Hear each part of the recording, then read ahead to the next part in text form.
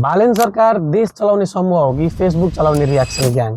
हिजो आफू सरकारमा नहुँदा 2 पन्नाको स्ट्याटस लेखेर अरू प्रेम प्रसाद आचार्यहरूले ज्यान गुमाउन नपरोस् भन्नेहरू आज आफू सरकारमा हुँदा सोही घटना दोहोरिँदा चुइक्क बोल्दैनन्।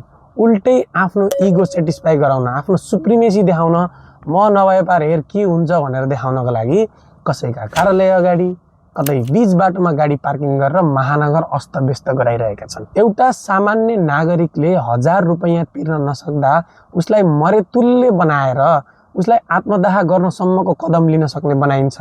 तर आफ्नो सुप्रिमेसी देखाउने, आफू महान हो भनेर देखाउने मान्छेहरू जसले महानगर अस्तव्यस्त बनाइरहेका छन्, उनीहरूका गाडीहरू गृह मन्त्रालयको आदेश आएको भनेर सामान्य कारबाही पनि नगरिकन छोडेको समाचार अनलाइन खबरले प्रकाशन गर्छ। वा सुशासन वा जनताको सरकार।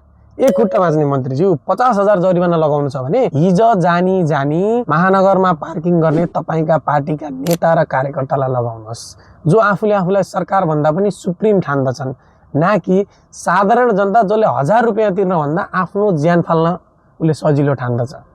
अब तपाईहरु भन्नु होला कस्तो बेकुब रहेछ, 1000 रुपैयाँको लागि उसले आफ्नो ज्यान फाल्यो। नाइ, त्यसले हाम्रो व्यवस्थाको निर्ममता, जनताको स्तर र उसको बाध्यतालाई देखाउँछ। हेक्का रहोस् रासपा सरकारलाई इलाइट वर्ग बाहेक अरू पनि नेपालमा मान्छेहरू बस्छन्।